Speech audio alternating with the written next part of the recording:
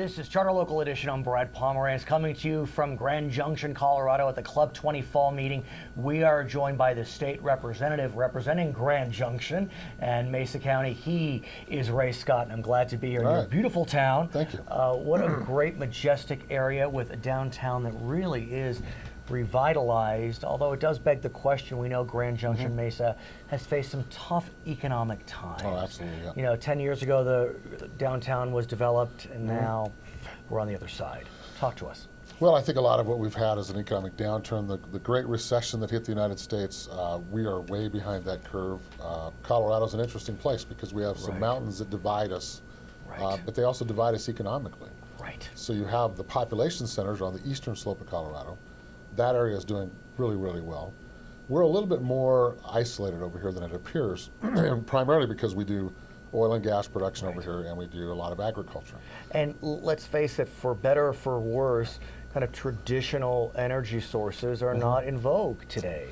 And so even though we need them, and we can't deny it, you know, there's all this push to look for alternate, you know, clean, green, alternative energy. Sure. And the interesting part of that statement is that there's trillions and trillions of cubic feet of natural gas underneath this area. Which can be green.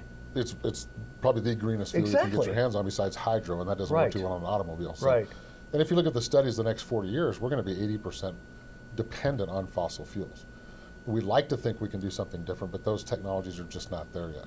So we've got a long ways to go. So what do we do as we try to keep the most important industry today, you know, on the western slope thriving, that being oil and gas, but still look toward diversification? Because you know, regardless of what one thinks about energy sources, diversification is always good. Absolutely. It's kind of the diving board theory. If you've got one thing holding up the diving board and it falls apart, you've got problems. So we're working really, really hard with the governor's office, other entities trying to develop other things that can help support this economy. And I think over the next few years we'll get that accomplished, and we'll have a little bit more stability versus having to worry about one industry so much causing us problems. So what are you hoping to bring to Mesa County? When we talk diversification, what industries? I mean, obviously you've developed your downtown, that's good old retail, but what else is there? Oh, I think there's a lot of things. I mean, one of the things that we can't legislate a job. That's one thing government officials cannot do is say, you know, we therefore give you so many jobs. What we can do is develop an environment that's job friendly. So I think what we have to do is make sure our name gets out there, that people understand who we are, what we have to offer as far as recreation, and what types of programs we could put in place to help those businesses get a foothold here. You mentioned being job friendly, and in a lot of ways Colorado can be proud that when you look at surveys, Colorado ranks pretty high when it comes to business friendliness. CNBC did a survey, 2014, every year they do it. Colorado tied for 8th, not bad. And then when you look at the small business survey that recently came out, thumbtack.com, nationwide, Colorado came in 8th with a grade of A. Colorado Springs on the other side, they were number 1, the most small business friendly in the entire nation. So there are some things working, but there's still challenges. Oh, and I think there's so many different challenges because right now, until you get that wage base up to where people can actually enjoy themselves more and spend more money, that affects everything that you're talking about. And yeah, we're climbing the ladder. We're climbing a little too slow. My goal is number 1. I mean, we can be number 8, but I'd rather be number 1. Well stated. So I think that's something we have to strive very hard for. You mentioned the wage base, and I looked at the breakout from the CNBC survey, which in a lot of ways is kind of the pinnacle survey. The weak spots for Colorado, cost of living, 34th.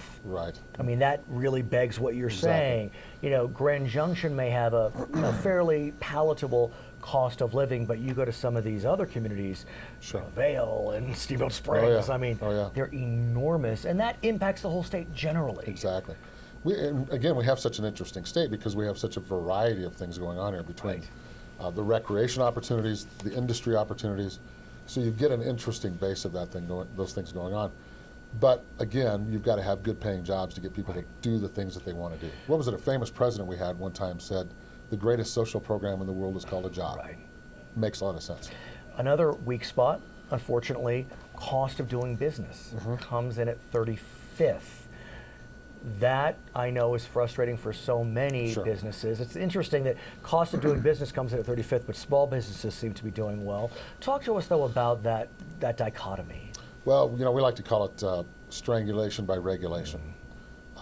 If you have too many regulations coming down on top of small business, or very small incremental things, small fees, things of that nature that add up on them. If you have to have employees working so hard just to do the paperwork to do the business, you're being very non-productive. And that's something I think the state needs to really, really work on, is quit worrying so much about all the paperwork, the duplicate efforts between the federal and the state paperwork. Thin those things down, make it easier for a small business to operate. The brightest spot of all in this survey, Colorado tied for first in access to capital. I mean, that really, you got to come in first somewhere, access to capital. Sure. But my gut tells me that the capital is flowing east, and it's Yes, not flowing absolutely, west. absolutely. It's the Eastern Plains and Denver are getting it. Well, and you have to, I think, balance that just a little bit and make sure you understand where that money's coming from. Just on the Front Range between Boulder and Denver, there's 14 federal research facilities that are tied into Colorado University. Now, that's a good thing. But if those dollars are being measured as just federal dollars being pumped in here, is that private money or is that federal money? Another issue, I know you work in transportation, is the transportation scenarios here. Same CNBC survey, transportation tied for 29th. Okay, somewhat near the middle. Sure. But if you live along the I-70, you feel like you're tied for 50th. Exactly. Let's face it. Sure. And so I-70 is a huge issue. Sure. Talk to us about what you have been doing, the legislature has been doing when you look at the question of the I-70 corridor. Well, one of the things that you notice, again, with Colorado is our population is so heavy on the eastern slope. I'm sure a lot of those numbers come from CNBC employees trying to go skiing. When they're stuck in traffic trying to get up and down the mountain. But the interesting part, though, is these skiing communities. These are small communities that absolutely. live on these tourists. If they can't get to the slopes, whomever is doing this survey, these communities suffer.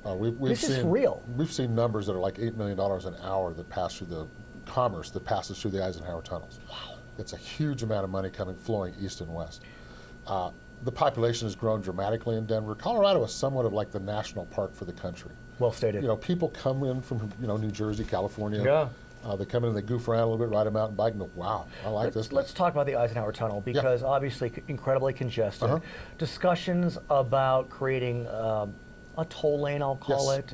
What's your sense of that? Well, I think that's kind of where we're heading. I think we're going to have to kind of do a pay-as-you-go. Right.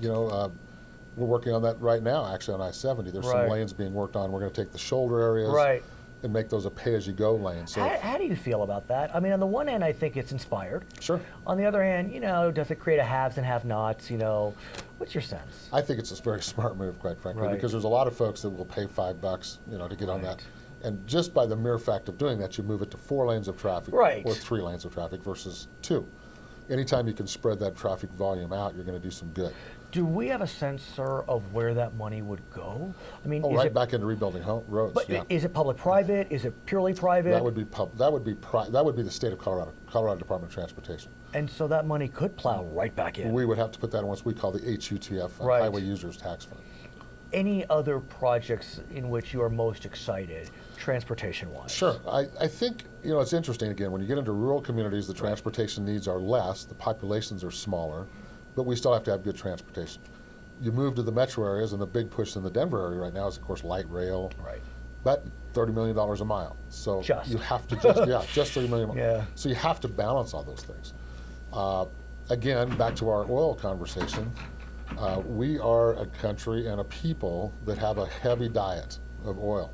Not the truth. If you and I took a load of mountain bikes, went down to I-25 and I-70 and said, hey, stop, we're all riding mountain bikes today, we'd probably come out in several pieces. I'd like to do that, though. It sounds like a great afternoon, if you ask me. But the whole point is people will not give that up, that freedom of the automobile. And I think that's something that we're just going to have to learn to deal with, and that's why we are expanding those roads. His name is Ray Scott. He is a member of the House of Representatives in Colorado representing Grand Junction. I'm Brad Pomerance. He's Turner Local.